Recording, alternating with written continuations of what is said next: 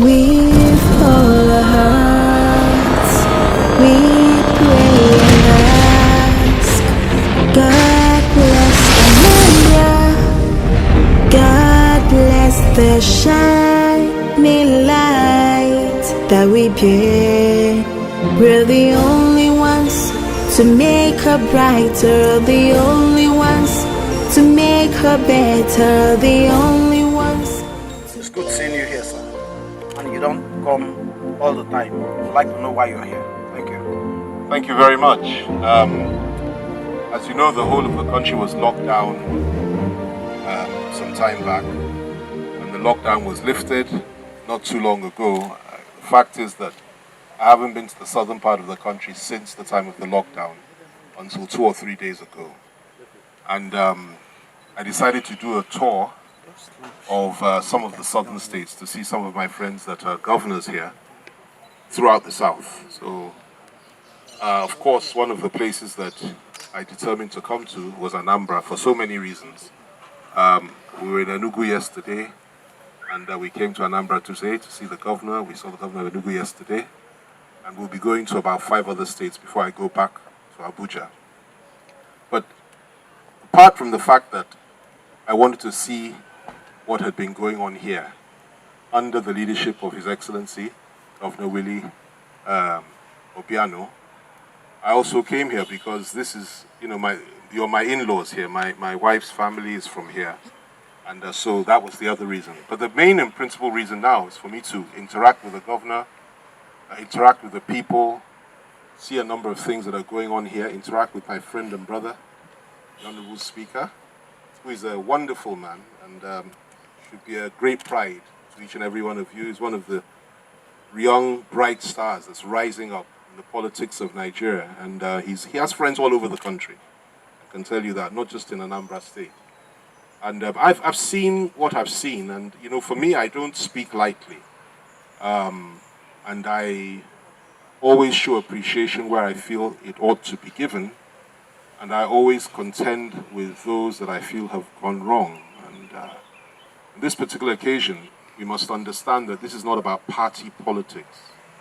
It's about building bridges across all the lines, whether religious, whether regional, whether zonal, or whether anything else, and whether party, parties themselves, whether PDP, APC, or APGA.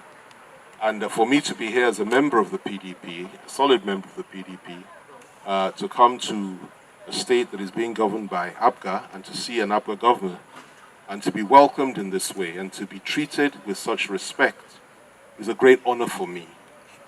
The governor of this state is absolutely remarkable.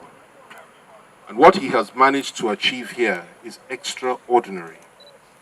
The truth of the matter is that the East really is blessed with some of the best governors in the country, and I know what I'm saying. I'm very familiar with what's been going on in Ebonyi State under Governor Umahi. I'm very familiar with what is going on in Enugu State with Governor Ugwuanyi.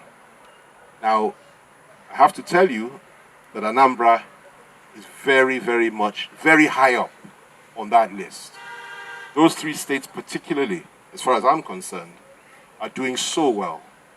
And you have every reason to be proud of these 3 governors. But on this particular occasion, being here in Anambra, I will focus on what the governor has done, what I've seen. First of all, the crime rate has been dramatically reduced. You live here, you work here, you know this to be the truth.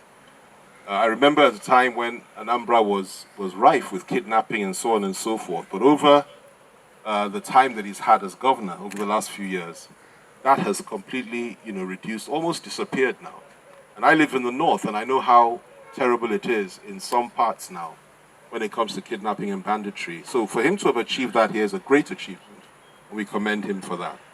Secondly, if you look at the infrastructural developments, the bridges, the 3 bridges that he built here in Oka, not only that, all the intersecting roads, the road networks that you have, the street lights that are literally everywhere throughout the state now. The tendency is that people, often, and I hope I'm not going on for too long, you take what you like in this, but it's important to try and touch on all these areas. The tendency is for people not to remember what the situation was before when development comes. And you have to look at what he has managed to achieve over the last, it was about 5 years or so, 6 years or whatever it is. Okay, and remember what was there before. And when you look at the roads, when you look at the road networks, when you look at the street lights, when you look at the security situation, when you look at the fact that the state is peaceful, and a situation whereby the state is literally controlled virtually everywhere now, throughout on the grassroots, by his party, and at the same time, he's on good terms with the federal government and the President of the Federal Republic. I think that's commendable. And I think it's something that we should encourage, not to say, we shouldn't say that it's not the right thing to do, because that has brought fast development to his state, and it has helped his people immensely. Now, for me, the most extraordinary thing, and I was Minister of Aviation, as you know, for a number of years, as far back as 2005, 6, or whatever it was, under President Obasanjo, and I'm very familiar with the aviation sector, and I love the aviation sector. Now, I'm not sure how far I'm allowed to go on these secrets, if you like, in quotation marks. But what I have just seen now, in terms of the development of the new international airport that is being built in this state by the governor and by his government, is absolutely it's mind-blowing.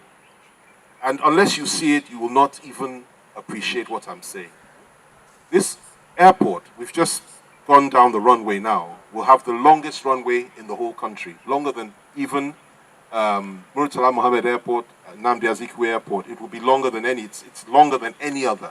It's thicker than any other. It's wider than any other. The whole area that the airport is built over is bigger than any other airport in this country.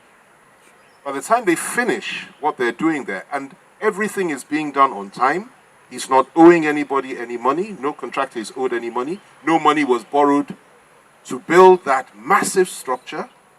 And I'll tell you this right now, there is no federal government in our history, federal government, let alone state government, that has built that kind of structure before. It is massive.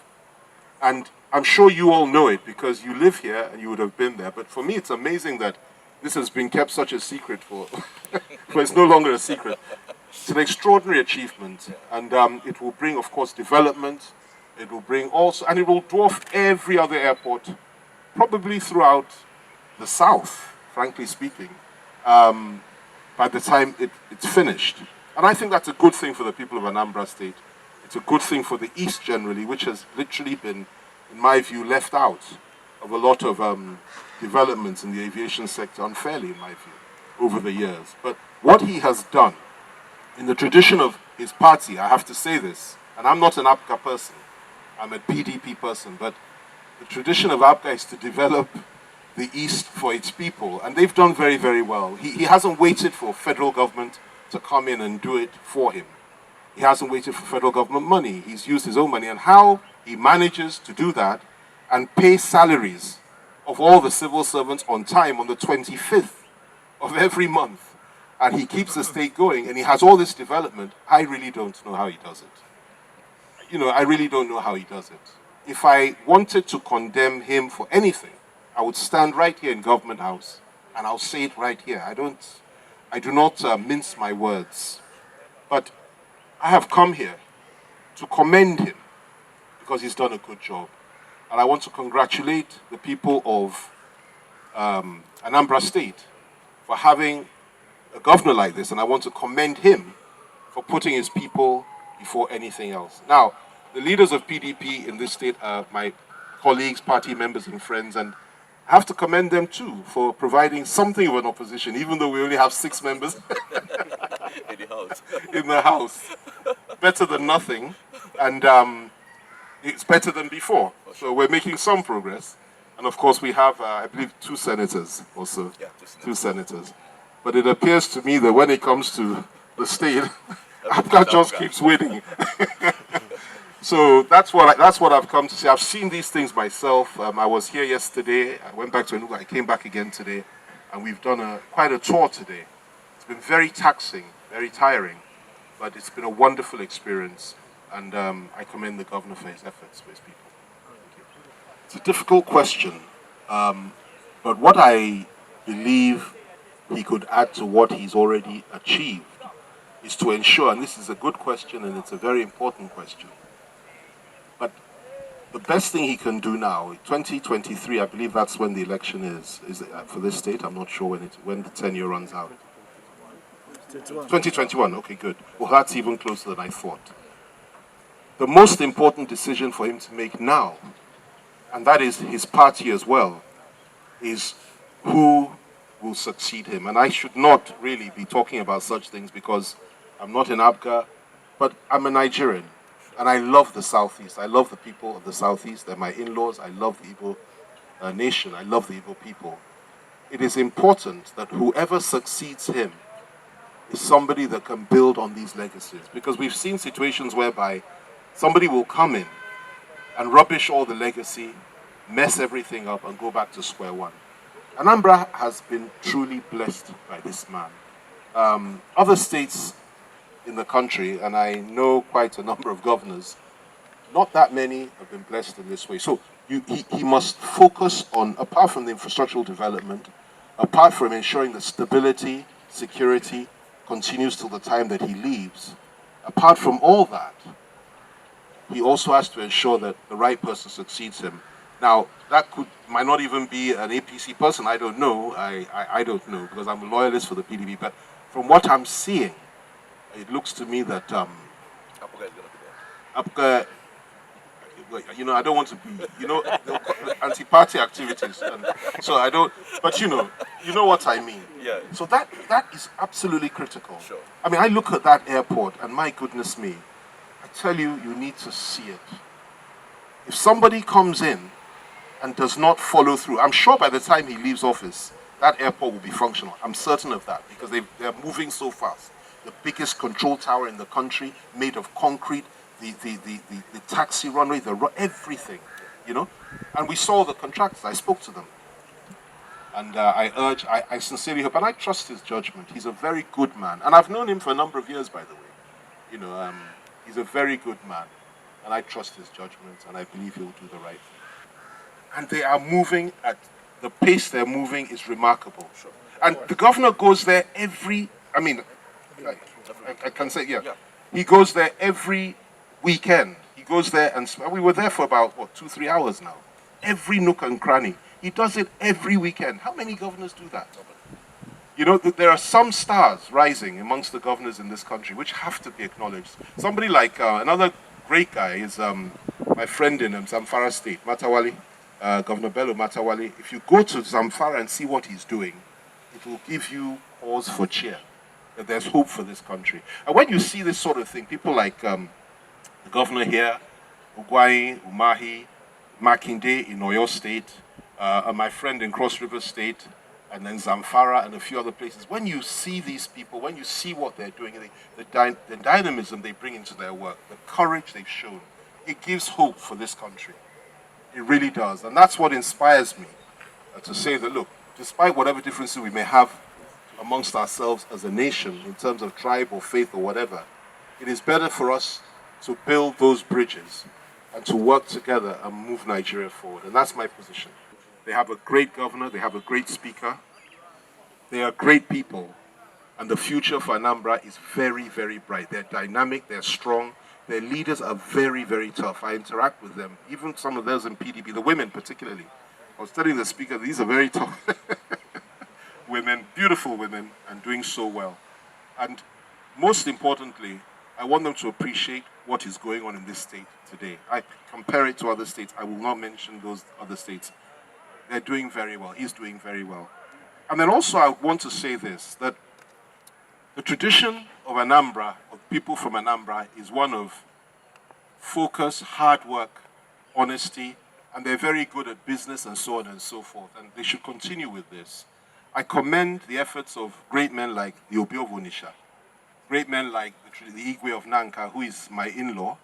I commend so many Igwes here, the political leadership across party line, the traditional institutions, the governor. I've seen nothing but love, warmth, peace, development in this part of the country. And I'm very, very proud to be associated with with Anambra. I'm proud to be associated with the East. And we will continue to build that bridge. You were that handshake across the Niger. We will continue to build that bridge despite the differences that we may have. You know, no matter what, we can talk these things out. But the most important thing for me now is to avoid a civil war, avoid conflict, avoid inflaming passions, which is the easiest thing to do.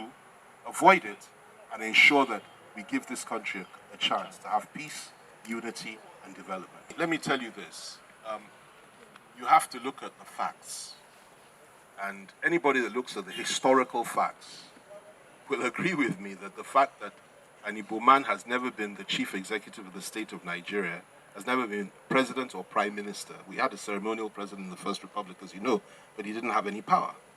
So an Igbo man has never, ever, ever led, apart from Agui Ironsi, and we know how that one ended. And in any case, that was military rule.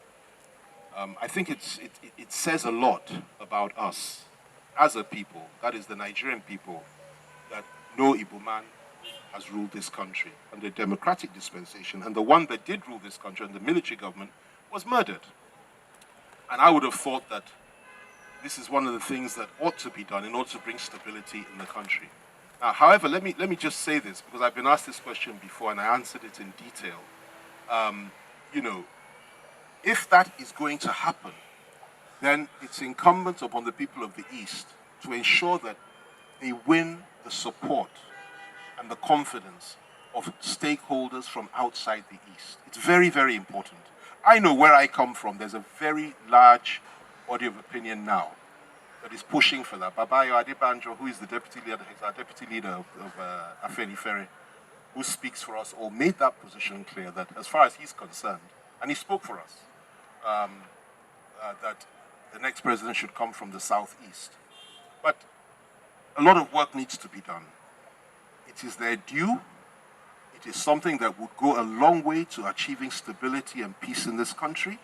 It would take the fire and the fuel out of the agitation to the balkanization of our country to a certain extent. And it would make the Igbos feel as if they're part and parcel of Nigeria again. Because they've been, you know, they've been wronged. Everybody knows my views about that. And, but let's not get bogged down or tied down by our historical experiences. One problem with history is that you can get to a point that you don't move forward because you keep looking back. We've got to move forward now. And if we're really going to move forward as one, then one of the things we can do to help to ameliorate the pains of the past and make up for what has happened to the Igbos in the past. No other people have had 3 million people, civilians, killed in a civil war. No one else in Nigeria has suffered that. You understand me? And I, for one, believe that is a massive atrocity. And the fact that so many other things had happened, surely we should be able to do that. However, politics is you know how complex it is. And if it's going to be achieved, it's important to win support throughout the country for that initiative, from the north, from the middle belt, the southwest, and even the south-south. And that is what I think needs to be worked on if that ambition is to be achieved. However, I do believe that it would be a wonderful thing, and I do believe that they have every right, and it would be a great thing.